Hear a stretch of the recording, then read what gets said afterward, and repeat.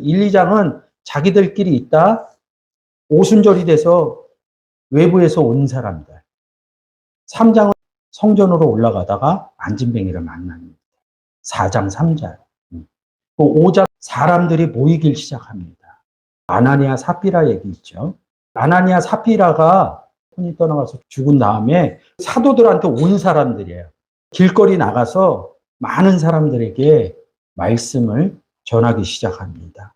말씀을 전했더니 해방하는 사람들이 나타나기 시작해요. 주의 사도인 베드로를 옥에 가둡니다. 옥에 갇혔는데 주의 천사가 와서 옥문을 열어놔요.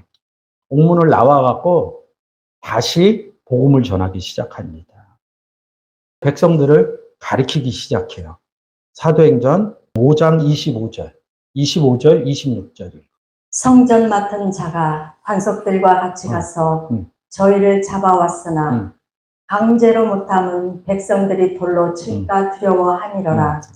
저희를 끌어다가 공회 앞에 세우니 대제사장이 물어 가로되 우리가 이 이름으로 사람을 가르치지 말라고 엄금하였으되 너희가 너희 교를 예루살렘에 가득하게 하니 이 사람의 피를 우리에게로 돌리고자 함이로다. 계속 백성들한테 가르칩니다. 가르치는데 어떤 일이 일어나냐면 사도행전 5장 15절 16절. 심지어 병든 사람을 메고 거리에 나가 침대와 요위에 뉘우고 베드로가 지날 때에 혹 그 그림자라도 네게 덮일까 바라고 예루살렘 그늪 허다한 사람들도 모여 병든 사람과 더러운 귀신에게 괴로움 받는 사람을 데리고 와서 다 나음을 얻으니라. 아멘. 여기서 여러분은 읽으시면 어떻습니까?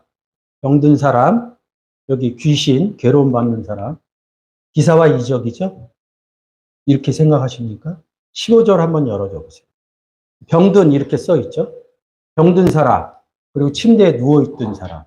귀신 얘기하고 그러니까 몸이 불편한 사람 얘기일 수도 있어요. 그런데 성경에서 얘기하고자 하는 건 뭐라고요? 구원의 사건이라는 거죠. 이 단어가 아스테네스 이름입니다. 병들었다 이럽니다. 사도행전 4장 9절 보세요. 병든 사람 얘기합니다. 근데 이 병든 사람이 누구냐면 그 성전 미문에 앉았던 안진뱅이를 병든 사람이라고. 병든 사람에게 행한 착한 일이 뭡니까? 안진뱅이를 일으켜서 성전 안에 들어가는 얘기죠. 행한 착한 일이에요. 사람에게 이 착한 일인데 어떻게 구원을 얻었느냐. 성경은 구원의 얘기를 해요. 이것을 잊어버리고 가면 우리가 평상시에 병들었던 그런 모습을 생각한다는 거죠. 아프고 그러신 분 병문안 가갖고 위로하셔야 됩니다. 위로해주고 그 병에 대해서 하나님 은혜로 빨리 완쾌될 수 있도록 기도해 주셔야 됩니다. 많은 분들이 성경을 깨닫고 혼동을 못했어요. 병자한테도 가갖고 구원 얘기하고 있었던 거예요. 병자가 마음이 편해지면 그때 성경의 구원 얘기하시면 됩니다. 사도행전 15장 16절 그 얘기가 병든 사람을 많이 고쳤다는 게 뭐예요? 복음 전했다는 얘기입니다. 복음을 전해갖고 베드로가 옥에 갇힙니다. 천사가 꺼내줍니다. 한번 끌려갔는데 또 베드로와 사도들은 나와서 사람들 앞에 가갖고 복음을 전하기 시작합니다. 제가 한번 해봤는데 복음 전하다가 아는 사람으로부터 쟤는 이상해 이렇게 해서 그래서 저는 도망갔어요. 솔직히 말해서. 왜 도망가요? 성경에 대해서 알지 못하면 도망가요. 성경에 대해서 알면 하나님 내 안에 계시고 예수 그리스도가 내 안에 계셔서 그 일을 행한다 이걸 아시면 두렵지 않습니다. 도망가지 않고 그 자리에 서서 입만 열게 해주면 말합니다. 성경을 잘 아시게 되면 그런 부분이 되는 거죠. 이 사람들을 끌고 와서 34절에서 얘기하는 겁니다. 34절. 바리새인 가말리엘은 교법사로 모든 백성에게 존경을 받는 자라. 공회 중에 일어나 명하사 사도들을 잠깐 밖에 나가게 하고. 이 가말리엘이라는 교법사는 굉장히 대단하신 분이에요. 제자 중에 제일 유명한 사람이 누군지 아닙니까? 사도 바울이에요. 사도행전 22장 3절에 가면 가멜레아 문화에 있었다. 하여튼 이스라엘에서 제일 존경받는 사람이에요. 이 사람 말 한마디면 되겠죠. 유대교의 담임 목사와 같은 사람이겠죠. 이분이 이제 얘기하는 겁니다. 35절. 말하되 이스라엘 사람들아 너희가 이 사람들에게 대하여 어떻게 하려는 것을 조심하라. 이 사람들이 누구예요? 복음을 전하고 있는 제자들을 얘기하는 거라.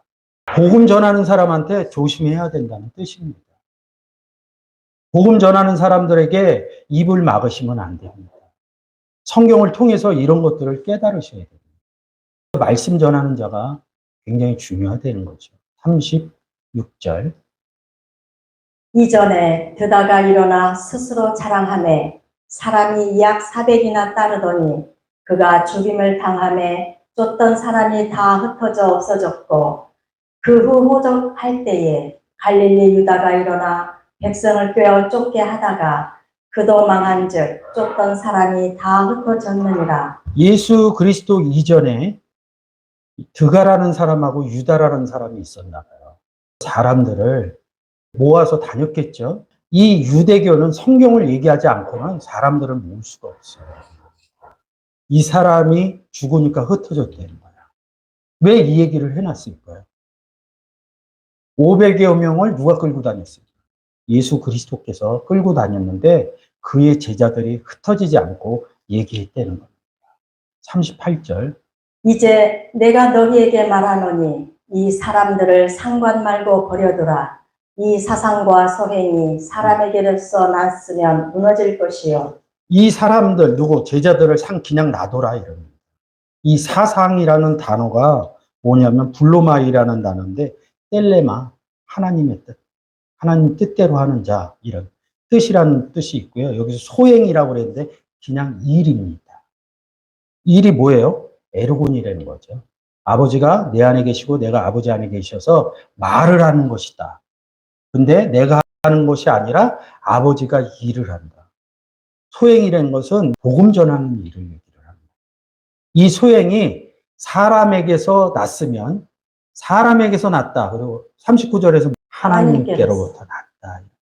38절에서 헬라어 원문 한번 보겠습니다.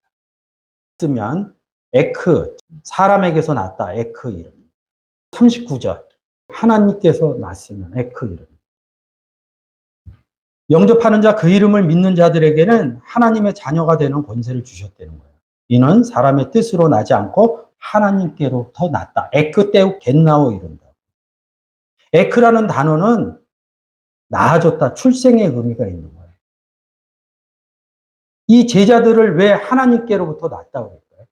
예수 그리스도 영접했으니까 하나님께 나아진다. 38절. 사람에게서 났으면 무너질 것이요. 아까 드가하고 유다가 다 흩어졌잖아요. 그 얘기하는 거라고요. 39절 이후에 보면 오늘날까지 하나님께로 난 사람들이 복음을 계속 전합니다. 이 대적하는 사람들은 없어요. 하나님께로 낳느냐, 사람에게서 낳느냐. 하나님께로 낳으려면 예수 그리스도 영접했느냐. 하나님께로 낳다 이 의미로 볼 때 뭐냐면 예수 그리스도 영접했느냐. 예수 그리스도 영접 안 했는데 복음을 왜 전하냐고요. 반대로 얘기하면 뭡니까? 예수 그리스도 영접했으면 복음 전해야 된다는 뜻하고 같습니다. 우리가 택함 받았죠. 예수 그리스도 택함 받았죠. 그 단어에 말을 해야 된다 이런 뜻이 숨겨져 있는 걸 보고 저는 깜짝 놀랐어요. 하나님께로 낳느냐, 사람에게서 낳느냐. 예수 그리스도 영접했느냐, 정말로 영접했으면 복음 전해야 된다. 내가 환경이 그래서 전하지 못하면 복음 전하는 자하고 동역해줘야 됩니다. 도와주는 게 아닙니다. 목사님과 제가 같이 동역하겠습니다. 이 베드로를, 제자들을 누가 제재를 해요? 공회원들이거든요. 그들이 누구예요? 39절 마저 읽어주세요. 만일 하나님께로서 났으면 너희가 저희를 무너뜨릴 수 없겠고 도리어 하나님을 대적하는 자가 될까 하노라 하니. 가멜리아 교법사는 굉장히 뛰어난 사람인 것 같아요. 성경은 모르지만 예수 그리스도 믿었다는 말은 없습니다. 근데 믿지 않았겠어요? 이 정도면 나중에? 하나님을 대적하는 자가 될까? 여러분 생각 잘 하셔야 돼요. 말씀 전하는 자 입을 막으면 안 됩니다. 이 성경의 사건으로 보면 안 돼요. 좀 더 나가면 말씀 전하는 자 불평케 하면 안 됩니다. 편하게 해주셔야 돼요. 제가 그걸 누리려고 얘기하는 거 아닙니다. 사람마다 생각이 좀 다 달라요. 목회자 사람으로 보면 흠집이 많습니다. 특히 저 흠집이 많습니다. 저를 사람으로 보지 마세요. 말씀 전하는 자로 보면 부족한 거 여러분들이 채워주게 됩니다. 우리 말씀 전하는 우리 담임 목사는 이런 게 부족하니까 내가 이 부분을 우리 목사님이 못하는 것을 채워드려서 이분이 흠집 안 나게 복음만 전할 수 있게 내가 해드려요. 아니면 복음 전하는 자로 나서든지. 여러분들이 오늘 이 시간을 통해서 그런 삶의 내용도 좀 이루어갔으면 합니다. 하나님을 대적하는 자가 될까? 이 단어 한번 볼게요. 데오 마스코스 이렇게 얘기합니다. 2316은 떼오스라는 단어예요. 3146이라는 단어가 있습니다. 떼오스인데 3146이에요. 3146만 알면 됩니다. 왜 대적하냐? 하나님은 왜 대적하느냐면 채찍질하다요. 대적을 어떻게 했어요? 말 못하게 한 거죠? 말 못하게 한 거죠? 그리고 다른 복음 던진 거죠? 성경 이래 이러면서 다른 복음 던진 거죠? 그게 채찍질하는 거예요. 그게 대적하는 거예요. 누구? 하나님을. 그래서 제가 얘기하는 걸 말씀 전하는데 불평케 하지 말라. 하나님 채찍질하는 거라고. 이 3146 한번 열어보세요. 바이블 렉스. 여러분들이 보면 친근한 구절들이 숨어져 있어요. 골고다 언덕 얘기했죠? 회당에서 채찍질하리라. 채찍질하며. 이런 의미가 숨어 있다고. 회당에서 왜 채찍질을 했냐면 채찍질 안 하면 예수 그리스도가 입을 열어서 말하니까. 사실은 이 채찍으로 때리는 의미도 되지만 예수 그리스도의 제일 큰 권세는 뭐냐면 입을 열어 가르쳐가서. 이 베드로나 말씀 전하는 저도 뭐냐면 입을 열어 가르쳐가라사를 하는 거예요. 그게 저한테 제일 큰 능력이라는 거죠. 하나님이 주신 제일 큰 능력이라는 거죠. 입 여는 것이. 입을 막아서는 안 되는 거죠. 저에게 뭐라고 한다고 해서는 곧 채찍질 하는 거나 같습니다. 채찍질 한다 이런 뜻입니다. 근데 이 단어가 그 밑에서 3148이라는 단어에서 유래가 됩니다. 병이에요.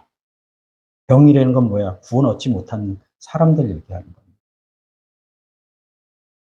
그 사도행전 뒤에서 보면 채찍질 이렇게 나옵니다. 다시 본문으로. 자, 35절. 여러분들이 이 내용 잘 묵상하셨으면 좋겠습니다. 말하되 이스라엘 사람들아 너희가 이 사람들에게 대하여 어떻게 하려는 것을 조심하라. 이전에 드다가 일어나 스스로 자랑하며 사람이 약 400이나 따르더니 그가 죽임을 당하며 쫓던 사람이 다 흩어져 없어졌고 그 후 호적할 때에 갈릴리 유다가 일어나 백성을 꿰어 쫓게 하다가 그도 망한즉 쫓던 사람이 다 흩어졌느니라. 이제 내가 너희에게 말하노니 이 사람들을 상관 말고 버려두라.